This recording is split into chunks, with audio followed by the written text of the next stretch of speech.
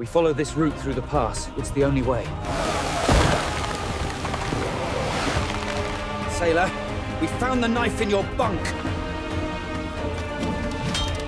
He can't be trusted!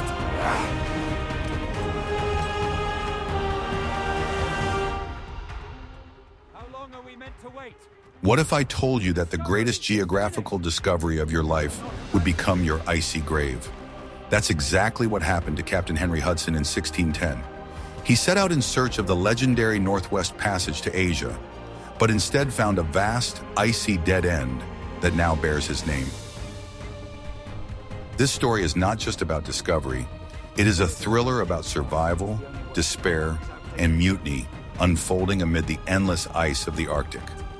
Watch the video to the end to find out how a desperate winter in the ice led to one of the most famous mutinies in history and what happened to the people who took that step.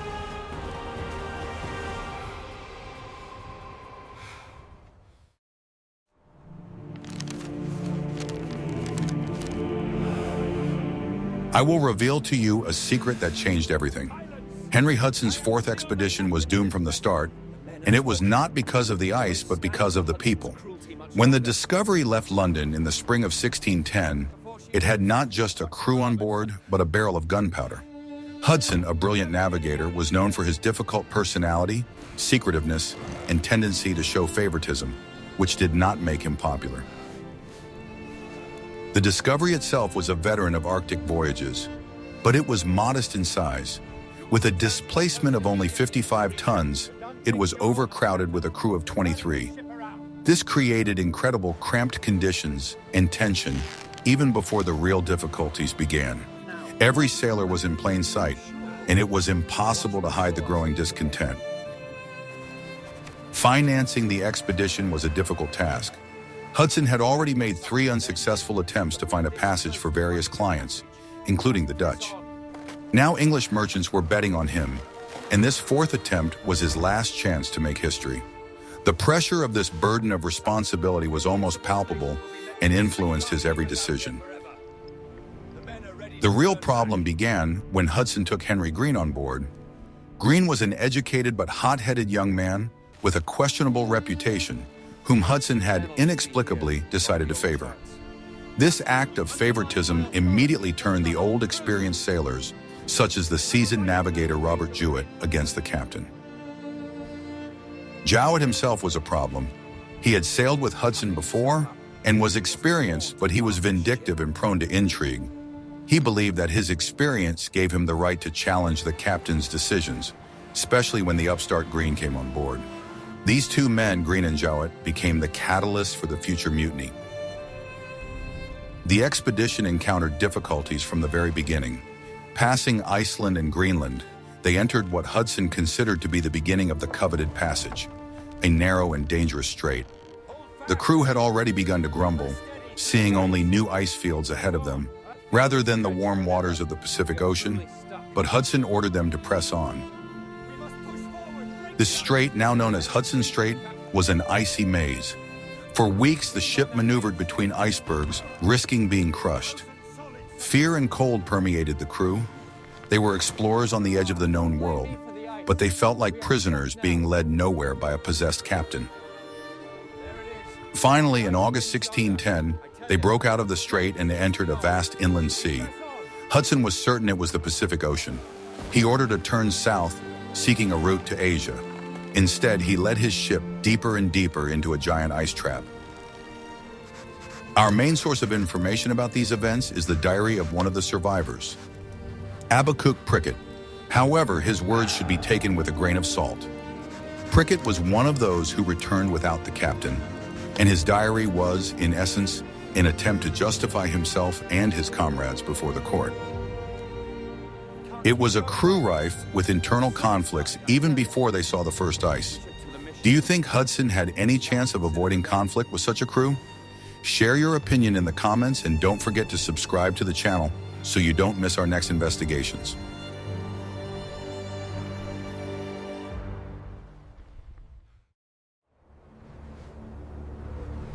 Are you ready to learn the truth about what really happens when a ship freezes in Arctic ice? In September and October 1610, the Discovery continued southward across the vast bay. The water was becoming fresher and fresher, and the shores were getting closer and closer. It was becoming obvious that this was not the Pacific Ocean, but a giant dead end. The mood on board sank to a record low. The sailors realized that the captain had led them nowhere, and the sailing season was coming to an end. They begged to turn back before the strait through which they had entered froze over. But Hudson, stubborn and disappointed, refused to admit defeat. In early November 1610, the inevitable happened. The ship was sailing in the southern part of the bay, now known as James Bay, when the temperature dropped sharply. Within a few days, the water around the Discovery turned into a solid ice field. The ship came to a halt, frozen fast in the ice. For the crew, it was their worst nightmare. They were trapped, hundreds of miles from familiar land, without sufficient supplies for the winter. The panic was brief but intense. Hudson ordered a search for a suitable place to winter on the shore, to at least provide some shelter from the merciless winds. They found a small bay and pulled the ship as close to land as possible. Preparations began for a winter that promised to be long and painful. The crew had to urgently build primitive shelters on the shore, using whatever materials were available, mainly logs and canvas. The ship itself turned into a cold, dark prison. The wooden hull creaked and groaned under the pressure of the ice. And every night the sailors went to bed not knowing if their ship would crush them before morning. The cold was unimaginable, penetrating through any clothing. The first weeks were devoted to survival. It was necessary to constantly chop the ice around the hull to relieve the pressure. It was necessary to organize watches not only to guard against the wild, but also to maintain the fire, which was the only source of heat. Robert Jewett, the old navigator, never missed an opportunity to remind the crew that it was Hudson's stubbornness that had led them into this trap. He openly said that the captain had ruined them all. These words fell on fertile ground. The crew was exhausted, frightened, and angry. Hudson, realizing his mistake, withdrew into himself. He rarely left the captain's cabin, leaving the crew to cope with the difficulties on their own. This power vacuum was immediately filled by other, less scrupulous people, such as Henry Green. The ship became a prison, but the real horror was not the cold, but what began to happen to the provisions. Are you ready to find out what absurd survival tactic they had to resort to, which ultimately divided the crew?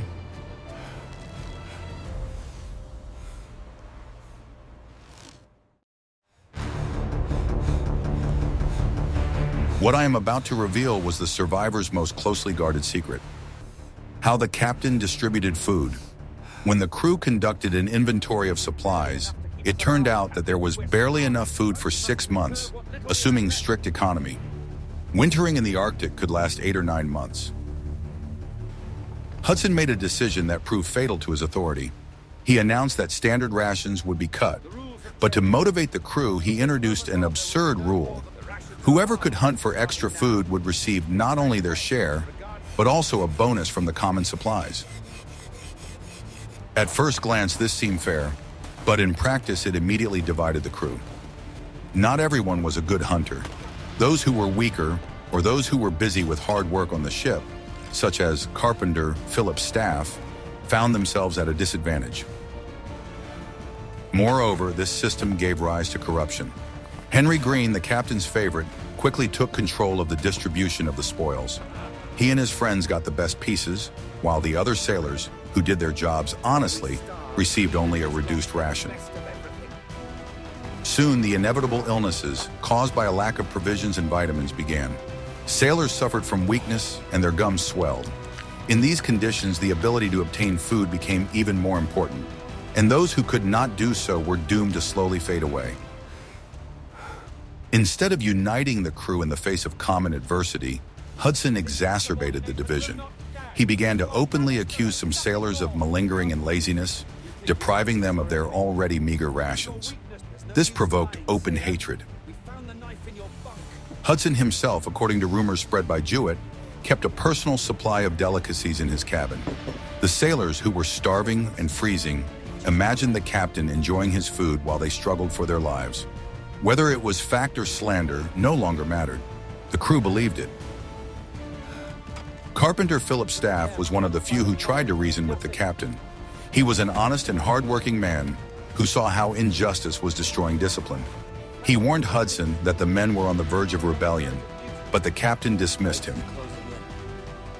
This method of ration management may have been intended as a means of survival, but it became a tool of division and punishment. It created castes of useful and useless crew members, and the useless soon realized that the captain did not consider them human beings. This system divided people into those who were useful to the captain and those who were doomed. If you think this story deserves to be heard, please like this video.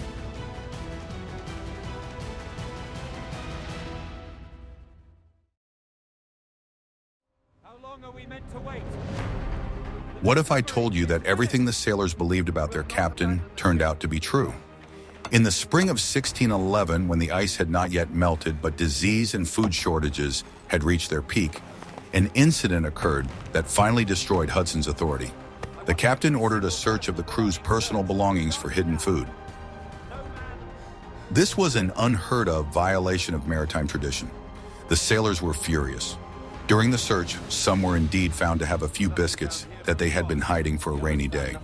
But most importantly, the crew gained access to the captain's cabin. The rumors were confirmed. The sailors discovered that Hudson did indeed have food supplies that he had been hiding from everyone. It wasn't just food, it was delicacies that he had saved for himself while his men suffered. Trust was irrevocably destroyed. After that, Hudson made another mistake. He publicly quarreled with his favorite, Henry Green. Green, who had been his right-hand man all winter, demanded the reward he had been promised. Hudson not only refused, but also humiliated him in front of the entire crew. In an instant, Green went from ally to mortal enemy. He was intelligent, eloquent, and now burning with a thirst for revenge. He immediately found common ground with Robert Jewett, who had been plotting to remove the captain all winter. The conspiracy began to take shape. Green and Jewett began secretly questioning crew members to find out who was willing to go all the way. They found support among those who were resentful of the distribution of food and those who were simply frightened and wanted to return home at any cost. The captain seemed oblivious to what was happening. He was absorbed in his charts and the idea that, as soon as the ice melted, he would continue his search for a passage. This obsession blinded him to the seething hatred on his own ship. Carpenter Philip Staff tried again to warn the captain. He told Hudson directly that a mutiny was brewing among the crew and that his life was in danger. But Hudson, instead of listening, accused the carpenter of cowardice. By early June 1611, the ice in James Bay had begun to crack. The ship was almost free. For the crew, this was a signal to return home. For Hudson, it was a signal to continue the mission. This was the last straw. The ice had melted, but the hatred had not. In the next chapter, you will learn how the ice melted and how the conspiracy was hatched.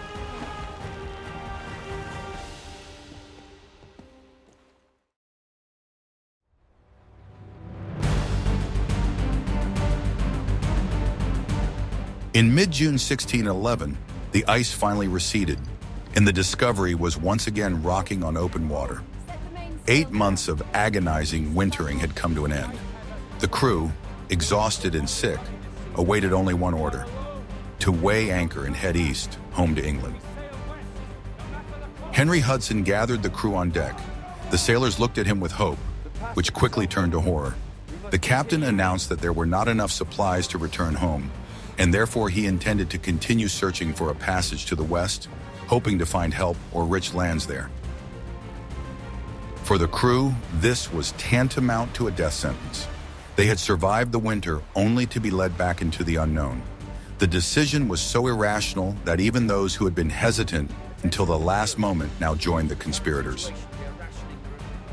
That same night, Henry Green, Robert Jewett, and several other mutineers gathered in Jewett's cabin. They realized that they had to act immediately. The plan was simple: capture the captain and all those loyal to him and get rid of them. They carefully divided up the roles. Some were to seize Hudson, others were to keep an eye on the loyal officers. Still others were responsible for preparing a small boat in which to land the captain. Habakkuk Prickett, the author of the diary, claimed that he was forced to remain silent, but this is unlikely. The conspirators acted quickly. They enlisted the support of most of the crew by promising them an immediate return home and a fair division of the remaining provisions. Those who were sick could not interfere, and those who were loyal to the captain were in the minority. The atmosphere on the ship in the last days before the mutiny was tense to the limit. Everyone knew that something was about to happen. Hudson seemed to be the only one who did not notice the looming threat, continuing to study his charts. Carpenter Philip's staff was one of the few whom the mutineers feared. He was a physically strong and morally steadfast man who did not approve of the conspiracy. The conspirators decided not to touch him, hoping that he would simply submit to the new authority. On the night of June 21st, 1611, everything was ready. The conspirators armed themselves with knives and muskets. They waited for dawn to strike, when most of the loyalists would be asleep in their bunks.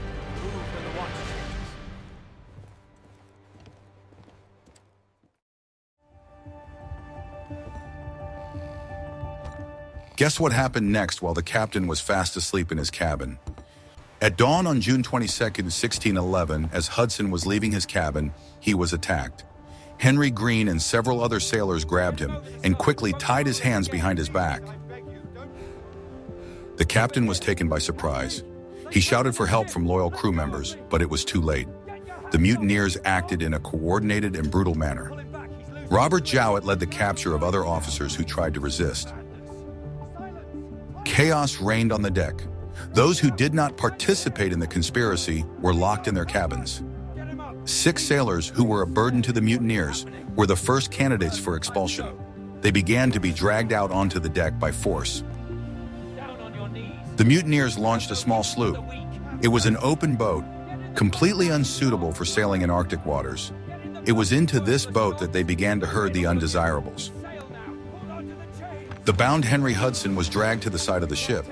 His son John Hudson was also captured and thrown into the boat with his father. The mutineers spared no one who could testify against them in the future or challenge their authority. A total of 9 people were herded into the boat. They were the captain himself, his son, and 7 other sailors who either remained loyal to him or were too sick to be of any value to the mutineers. Their fate was sealed. They were thrown a few supplies. According to Prickett, these consisted of a single rifle, some gunpowder, a kettle, and a small supply of food. This was not help, but a mockery, a gesture intended to formally absolve the mutineers of guilt for outright murder. When the boat was already in the water, one of the most dramatic moments occurred. The carpenter, Philip's staff, whom the mutineers had left alone because they needed him, approached the ship's side. He cursed the mutineers for their betrayal. Staff declared that he would rather share the fate of his captain, whatever it might be, than save his own life with the mutineers. He voluntarily climbed into the boat with the doomed men, taking only his carpentry tools with him. They were thrown into the icy water. In the next chapter, you will learn what they were given to survive and who voluntarily joined them. Discovery! Wait! Don't leave us behind! 9 men in a small open boat watched as the Discovery sailed away from them. They were Captain Henry Hudson, his son John, his loyal carpenter, Philip's staff, and 6 other sailors, most of whom were weakened by disease. They were left alone in the middle of the icy Hudson Bay. The supplies they had been given were meager: a few hardtack biscuits, some flour, and a single rifle with limited ammunition. They had no map, no compass, and not enough clothing to withstand the Arctic cold. The sloop boat was designed for short coastal trips, not for autonomous sailing. It offered no protection from the wind and waves. Every night in that boat was a test of endurance. We don't know exactly what they did or talked about. Hudson's diaries remained on the ship. All we know about their final hours comes from a brief mention in the diary of Habakkuk Prickett, who watched them from aboard the Discovery.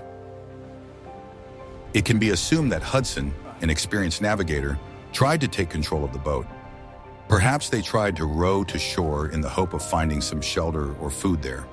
But the shores of the bay were deserted and inhospitable.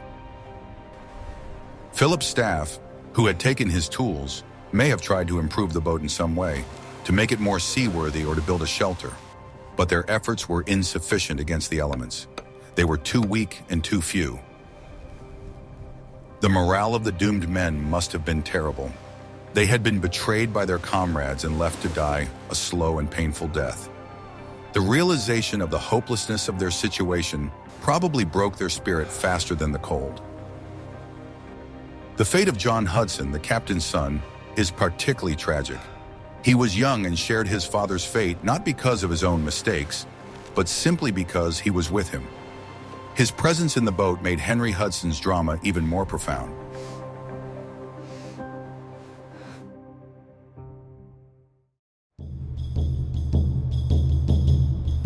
What really happened to the 9 exiles?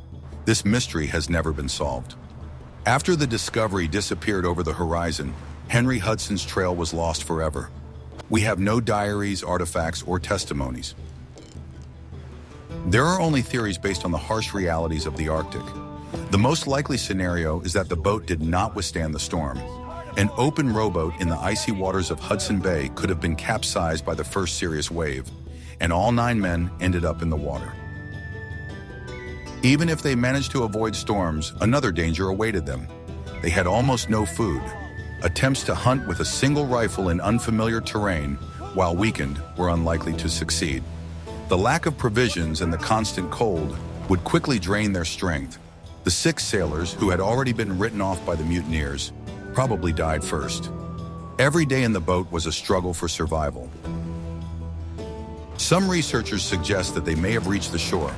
Hudson Bay is huge, but it does have a coastline. Perhaps they landed and tried to set up camp using Philip Stoddard's tools. Even if they succeeded, their chances of surviving the next winter on land were 0. Without the support of the ship, without supplies, and surrounded by unfamiliar and hostile nature, they were doomed.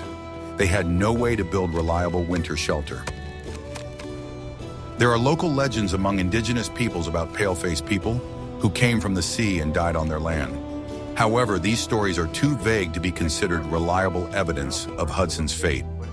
Later expeditions sent to search for the Northwest Passage sometimes looked for traces of Hudson, but they found nothing. No remains of the boat, no camp, no objects belonging to the exiles. Henry Hudson and his 8 companions simply vanished into the vast expanses of the Arctic. The irony of fate was that he did not find a route to Asia, but rather a giant bay that became his eternal resting place.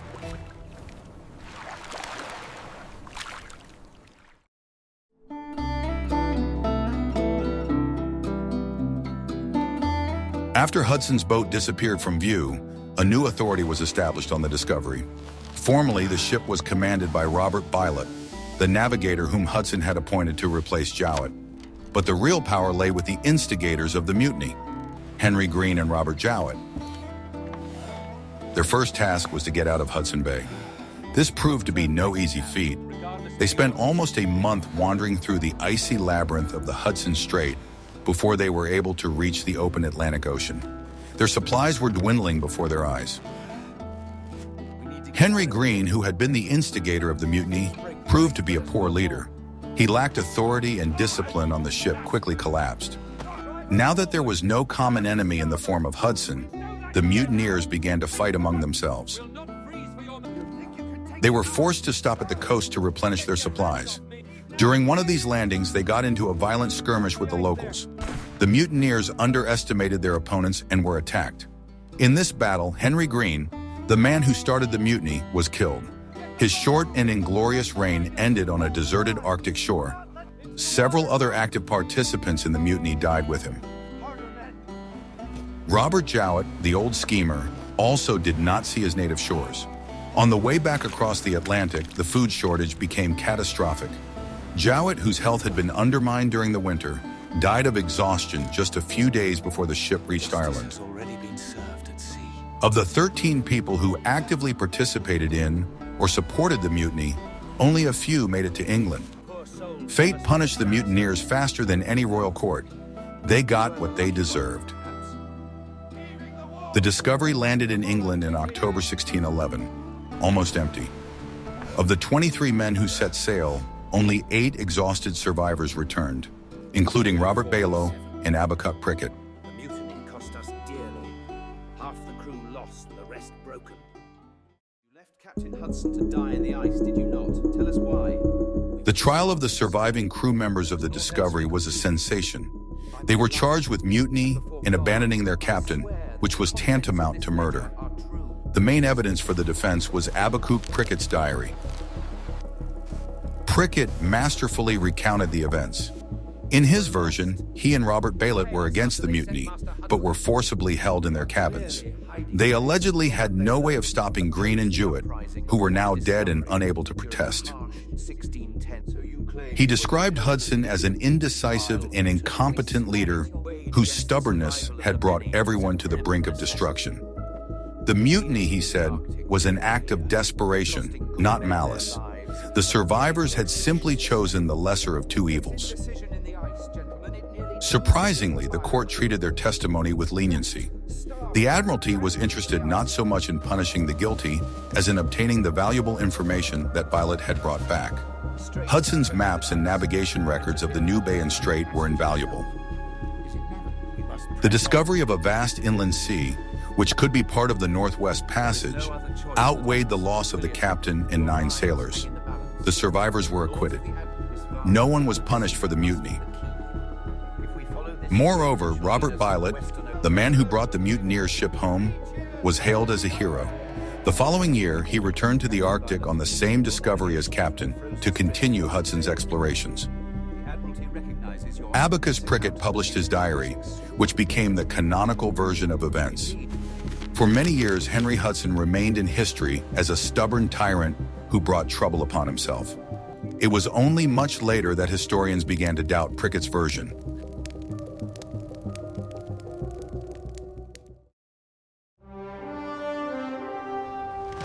The story of Henry Hudson is a classic example of how the pursuit of a dream can turn into a nightmare. He was a brilliant navigator, but his inability to manage people in a crisis situation led to the death of himself, his son, and his loyal supporters. The mutiny on the Discovery remains one of the darkest chapters in the history of the Age of Discovery. It is a story about how the boundaries between right and wrong are blurred in the struggle for survival, and how the price of a mistake is not only your own life, but also the lives of those who trusted you.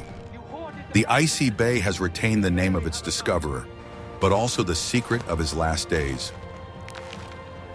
What other historical adventures, survival stories, or forgotten expeditions would you like to see on our channel? Perhaps you are interested in the fate of Franklin's expedition or Shackleton's desperate voyage? Suggest topics for future videos in the comments. And don't forget to subscribe so you don't miss any new investigations.